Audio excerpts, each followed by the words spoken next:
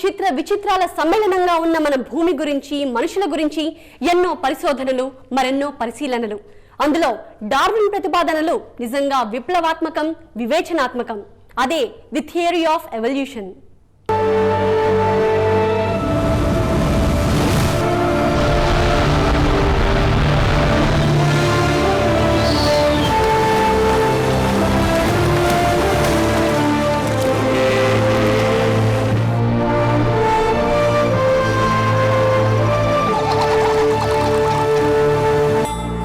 ప్రకృతి అందాల్ని తిలకించాలి కానీ ఆనందానికి అంతే ఉండదు. ఆనందించేవారు ఆ ఆహ్లాదాన్ని మనసారా ఆస్వాదిస్తూనే ఉంటారు. అయితే ఈ అందానికి, ఈ జీవరాశికి, ఆ ఆకాశం, ఈ భూమి, సముద్రం, నదులు, పక్షులు, పశువులు, జంతువులు, మానవులు, ఇదంతా ఏంటి? అంతా దేవుని సృష్టేనా? అయితే ఈ భేదమేంటి? ఇలాంటి ప్రశ్నలు మనల్ని వేధిస్తూనే ఉంటాయి. వాటి జవాబు కోసం శోధించాలని మనల్ని ప్రేరేపిస్తూనే ఉంటాయి. అదే విజ్ఞాన దాహం. ఆ దాహంతో ముందుకు కదిలే వారికి, మార్పును ఏమాత్రం విశ్వసించని వారికి నిరంతరం యుద్ధం సాగుతూనే ఉంటుంది.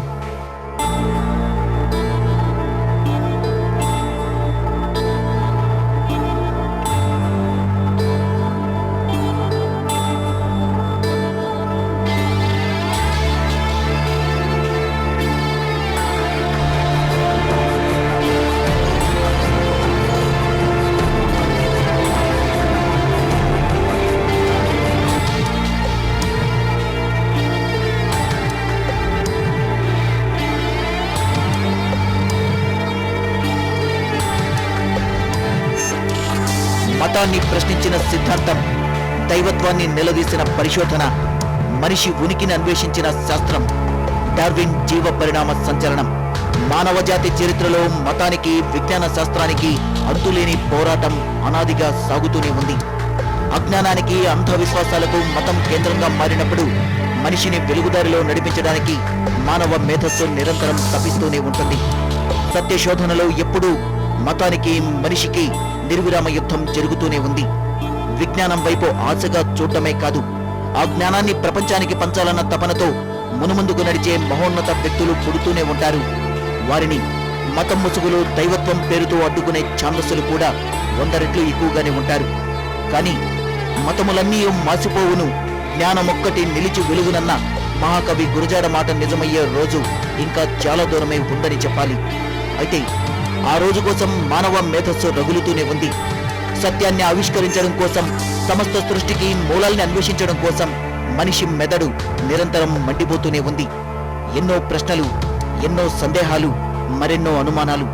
అన్నింటికీ సమాధానం కోసం జరిగే మహాప్రస్థానంలో ఎందరో మహానుభావులు తమను తాము ఆహుతి చేసుకున్నారు. కొందరు కాలానికి ఎదురీది నిలబడ్డారు, మరికొందరు మతం కరకు కత్తికి బలైపోయారు. అసత్యాల్ని, అపోహల్ని ప్రశ్నించిన పాపానికి ప్రాణాలు కోల్పోయారు. గెలీలియో, సోక్రటీస్ లాంటి మహోన్నత వ్యక్తులు మనకు తెలుసు. చరిత్రకెక్కని తాత్వికులు, విజ్ఞానులు, హేతువాదులు మరెందరో. అయితే తాను బతికిన కాలంలోనే తన సిద్ధాంతానికి ఒక గుర్తింపును పొంది యావత్ ప్రపంచాన్ని కంపింపచేసిన అనన్య సామాన్య మేధావి చార్లెస్ డార్విన్. ఆయన ప్రతిపాదించిన జీవ పరిణామ సిద్ధాంతం ఆయన కాలంలోనే ఎంతో వివాదాస్పదమైందిగా మారింది. అటు చర్చికి, ఇటు సామాజిక హేతువాద భావజాలానికి మధ్య ఒక యుద్ధ వాతావరణాన్ని సృష్టించింది. ఏ మతం చెప్పినా దేవుడు మనిషిని నేరుగా సృష్టించినట్టు పర్వతాల్ని, సముద్రాల్ని, నదుల్ని, పగలు, రాత్రి, ఆకాశం, చుక్కలు, ఇలా సకల చరాచర ప్రకృతిని దేవుడు విడివిడిగా రూపకల్పన చేసినట్టు మత గ్రంథాలు చెప్తున్నాయి. అయితే డార్విన్ తన సంచలనాత్మక ప్రతిపాదనతో ఈ మతవాదనల్ని తిప్పికొట్టాడు. అదంతా మతం మీద ద్వేషంతోనో, దైవ వ్యతిరేకిగానో చేయలేదు. ప్రకృతి పరిశీలనలో భాగంగానే తన పరిశోధన క్రమంలోని ఆయన ఈ విప్లవాత్మక పరిశీలన ప్రతిపాదన చేశారు. అది చర్చికి కోపం తెప్పించింది. ఆనాటి నుండి ఇప్పటి వరకు డార్విన్ సిద్ధాంతంపై రాద్ధాంతం కొనసాగుతూనే ఉంది. 12 ఫిబ్రవరి 2009 ప్రపంచానికే పండగ దినం. ఎందుకంటే డార్విన్ తాత 200 పుట్టినరోజు మానవాళి అంతా జరుపుకుంటూ ఉంది. అసలు డార్విన్ ఎవరు, ఆయన ఏం చేశాడు అని ఆలోచిస్తే మొట్టమొదటిసారిగా జీవి అన్నది ఈ ప్రపంచంలో ఇన్ని రకాల జాతులు ఎలా వచ్చినాయి అని చెప్పిన మొదటి సైంటిస్ట్ ఆయన. అలా అని జీవం గురించి ఇంతకుముందు ఆలోచించలేదని కాదు. డార్విన్ తన థియరీని ముందు తన మనసులోనే పదిలంగా పెట్టుకున్నాడు, ఎందుకంటే చర్చ్ బోధనలకి ఇది వ్యతిరేకం కాబట్టి. 1859లో అంటే ఇవాళకి 150 సంవత్సరాల క్రితం డార్విన్ తన ఆరిజిన్ ఆఫ్ స్పీషీస్ అన్న పుస్తకాన్ని వెలువరించాడు. ఆ పుస్తకాన్ని వెలువరించిన కొద్ది రోజుల్లోనే పెద్ద గందరగోళం. బైబిల్లో చెప్పిన విషయాలు నిజం కాదా, అంటే జీవం దేవుడు చెప్తే ఆవిర్భవించింది కాదా, పరిణామ క్రమంలో ఏర్పడినవేనా ఇన్ని రకాల జీవాలు, ఇన్ని రకాల జంతువులు, ఇన్సెక్ట్స్ అని ఒక కొత్త ఆలోచన పుట్టుకు వచ్చింది ప్రపంచంలో, శాస్త్ర ప్రపంచంలో. అప్పుడు డార్విన్ పక్కన ఉండి హక్స్లే అనే ఆయన డార్విన్ తరపున యుద్ధాన్ని నడిపాడు. ఇది యుద్ధం అని ఎందుకు అంటున్నామంటే, డార్విన్ తన సిద్ధాంతాన్ని ప్రతిపాదించగానే దాన్ని వ్యతిరేకించటానికి చర్చ్ ఫాదరీలు, పాస్టర్లు అందరూ ఆయన మీద పడ్డారు. ఈయన చెప్పింది తప్పని, ఇది సాతాను పని అని అంటూ ఆయన మీదకి దండయాత్ర చేస్తే, అప్పుడు కొంతమంది ప్రోగ్రెసివ్గా ఆలోచించే సైంటిస్టులు మటుకు డార్విన్ చెప్పింది నిజం, ఎందుకంటే దానికి రుజువు ఉన్నది అంటూ ఆయన తరపున వకాల్తా పుచ్చుకున్నారు. దాదాపు 40-50 ఏళ్ల పాటు డార్విన్కి వ్యతిరేకంగా ఎంతోమంది ప్రయత్నం చేసినా కూడా డార్విన్ సిద్ధాంతం it could withstand all this onslaught. ఇవాళకి 150 ఏళ్ళు అయింది ఈ సిద్ధాంతం వచ్చి. గత 150 ఏళ్లలో చర్చి ఎంత ప్రయత్నం చేసినా, మతం ఎంత ప్రయత్నం చేసినా డార్విన్ సిద్ధాంతం మటుకు అలాగే ఉండగలిగింది. 30 మినిట్స్లో ఇప్పుడు ఒక బ్రేక్ తీసుకుందాం. డార్విన్ గురించి ఇంకా బోలెడు విషయాలు మనం మాట్లాడుకోవాలి, అదంతా బ్రేక్ తర్వాత.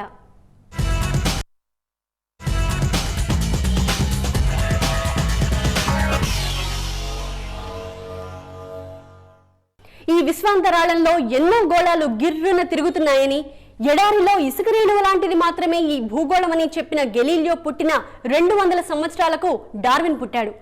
భూమి గురించి, విశ్వం గురించి గెలీలియో సంచలనాత్మక ప్రతిపాదనలు చేస్తే, డార్విన్ జీవరాశి పుట్టుపూర్వోత్తరాల చిట్టా విప్పాడు. దానికోసం సుమారు 5 ఏళ్ల పాటు ఆయన సముద్రయానం చేశాడు. గెలిపాగస్ దీవుల్లో ఆయన చేసిన రీసెర్చ్ మొత్తం మానవాళి ఆలోచన విధానాన్నే మార్చేసింది.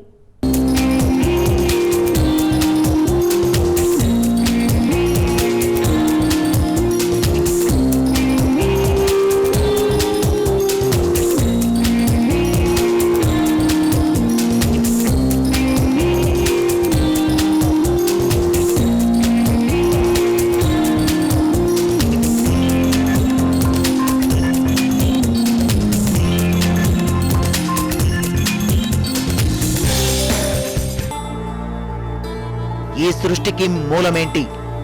ఈ విశాల విశ్వంలో ఒక ఇసుక రేణువు లాంటి ఈ భూగోళంలో సంచరిస్తున్న సమస్త జీవరాశిని దేవుడు సృష్టించిన మాటే నిజమైతే ఇన్ని చిత్ర విచిత్ర రూపాల్ని ఎందుకు కల్పించాడు? ఇదంతా ఆ పరాత్పరుని వినోదం కోసమేనా? ఇందులో ఇంకేమైనా తాత్పర్యముందా? అనాదిగా ఈ ప్రశ్నలు మనిషి మెదడులో కదులుతూనే ఉన్నాయి. అదే ప్రశ్నతో డార్విన్ తన అన్వేషణ మొదలుపెట్టాడు. HMS బీగిల్ నౌకాయానం 5 ఏళ్ల పాటు సాగుతుంది.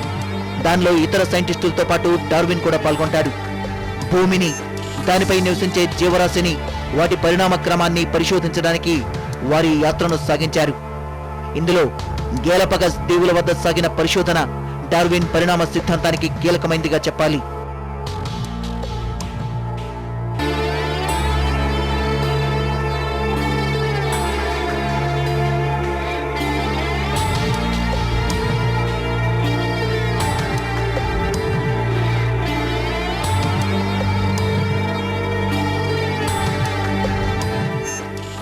ఇక్కడే డార్విన్ తన విప్లవాత్మకమైన రీసెర్చ్ని కొనసాగించారు.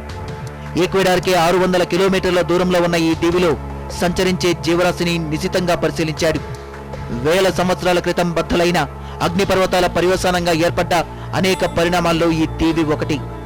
అయితే ఇక్కడున్న జంతువుల నుండి పక్షుల దాకా ఏదో అంతర్లీనంగా ఒక సామీప్యం ఆయన కనిపించసాగింది.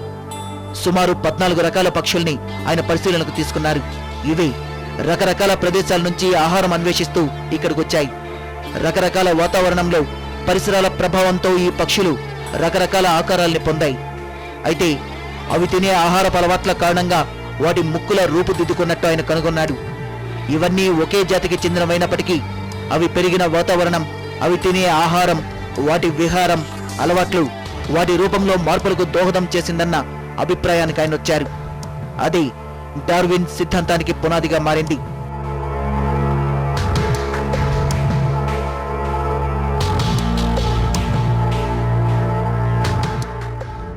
సముద్రపు ఒడ్డునే ఉంటూ తన పరిశోధనల్ని వ్యాసాలుగా సైన్స్ జర్నల్ కి పంపుతూ ప్రపంచమంతా సంచలనానికి తెరతీశారు.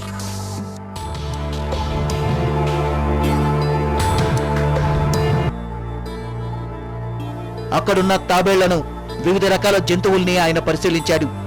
పర్యావరణంలో, జీవన పోరాటంలో అన్ని పలు రకాల ఆకారాల్ని తీసుకున్న విచిత్ర వైనాన్ని ఆయన సూత్రబద్ధంగా ప్రతిపాదించారు. సమస్త జీవరాశికి మూల ప్రాణి ఒక్కటే అని ఆయన కంక్లూజన్కి వచ్చారు. దానికి ఆయన నేచర్ సెలక్షన్ అని పేరు పెట్టారు. ఇవల్యూషన్ థియరీగా ప్రపంచమంతా అది ప్రసిద్ధి చెందింది.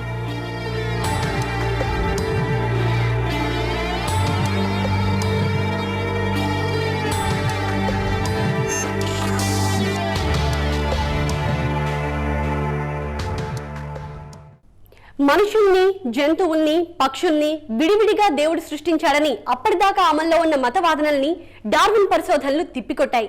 ఇదంతా దేవుడి పేరు చెప్పుకుని కొందరు స్వార్థపరులు చేస్తున్న వాదనలే అని తేలిపోయింది. డార్విన్ సిద్ధాంతం ఒక్క జీవరాశికే పరిమితమైనా అది మానవ సమాజంపై కూడా తీవ్ర ప్రభావం చూపించింది. మనుషులంతా ఒక్కటేనని, ఆ మాటకొస్తే జంతువులకు, మనుషులకు కూడా పూర్వీకులు ఒకరే అన్న విశ్లేషణ ఇప్పటికీ చాలా మందికి మింగుడు పడని విషయం.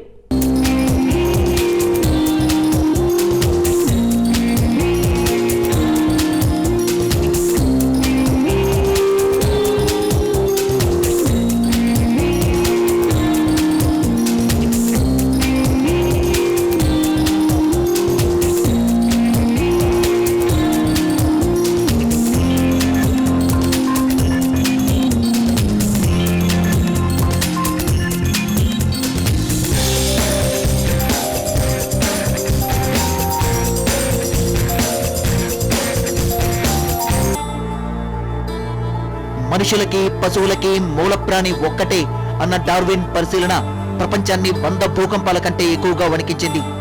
ఏకకణ జీవి నుండి బహుకణ జీవిగా జరిగిన పరిణామ క్రమం ఆయన వివరించారు. ముందు జలచరాలు, తర్వాత ఉభయచరాలు, అటు తర్వాత భూచరాలు, ఇలా జీవి పరిణామం చెందిన క్రమంలో మనిషి రూపం ఎన్నో కోట్ల సంవత్సరాల ప్రయాణం తర్వాత సంతరించుకుంది. ఇదే డార్విన్ సంచలన సిద్ధాంతం.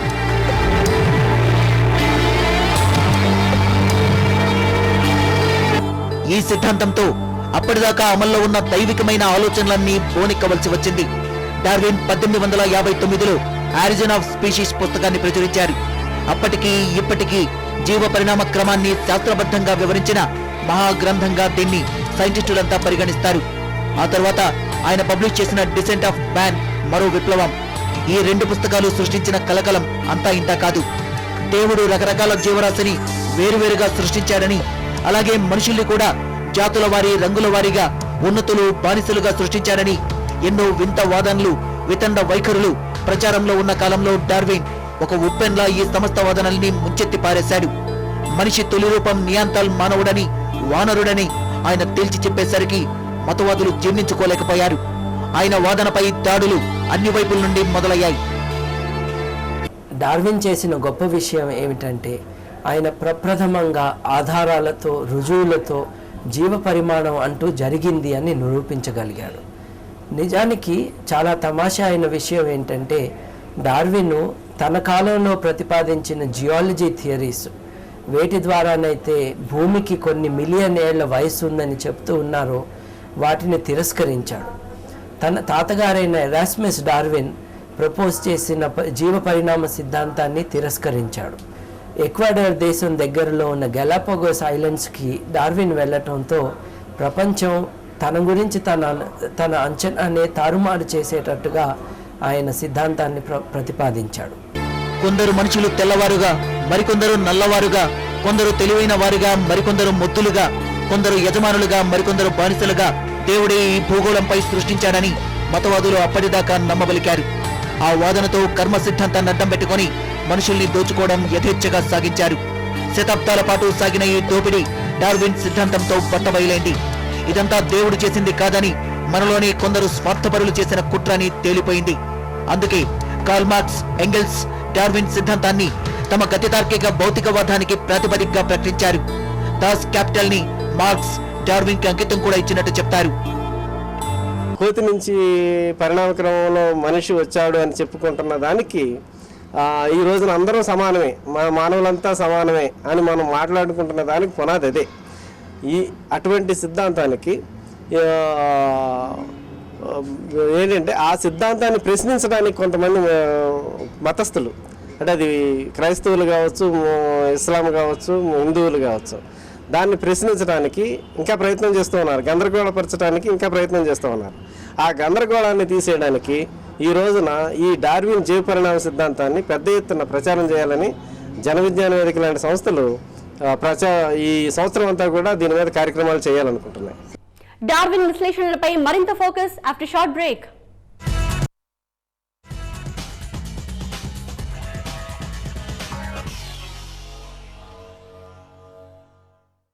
డార్విన్ విశ్లేషణతో దైవికమైన ఆలోచనలు చెల్లాచెదురు కావడం మతవాదులకు ఈనాటికి ఇష్టం లేదు. కొన్నాళ్లు డార్విన్ ప్రతిపాదనలు చెత్త అని, ఒట్టి అభూత కల్పన అని చర్చ కొట్టిపారేసింది. కానీ ఆయన పరిశీలనకు ప్రపంచం జేజేలు పలకడంతో రూట్ మార్చి ఇప్పుడు డార్విన్ చెప్పింది దేవుడి ఇంటెలిజెంట్ డిజైన్గా ప్రచారం మొదలుపెట్టింది. స్కూళ్లలో డార్విన్ సిద్ధాంతానికి బదులు ఈ సిద్ధాంతాన్ని బోధించాలని ఇప్పుడు చర్చ్ పెద్దలు పట్టుబడుతున్నారు. డార్విన్ సిద్ధాంతానికి మతవాదానికి మధ్య ఈనాటికి యుద్ధం జరుగుతూనే ఉంది. అయితే ఆ మహా పరిశోధకుని భావాలకు మానవాళి నిత్య నివాళి పడుతూనే ఉంది.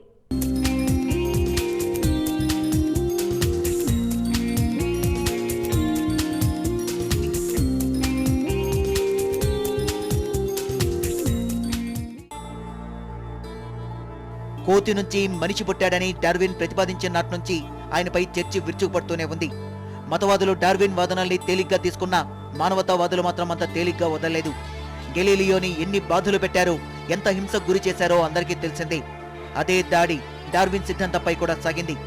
ఆయన చనిపోయి 120 సంవత్సరాలైనా ఆ అలుపెరగని శాస్త్రజ్ఞుని ఎవల్యూషన్ థియరీ మీద ఇంకా బురద జల్లే కార్యక్రమం సాగుతూనే ఉంది. డార్విన్ ని తప్పని నిరూపించే ప్రయత్నాలు కొనసాగుతూనే ఉన్నాయి.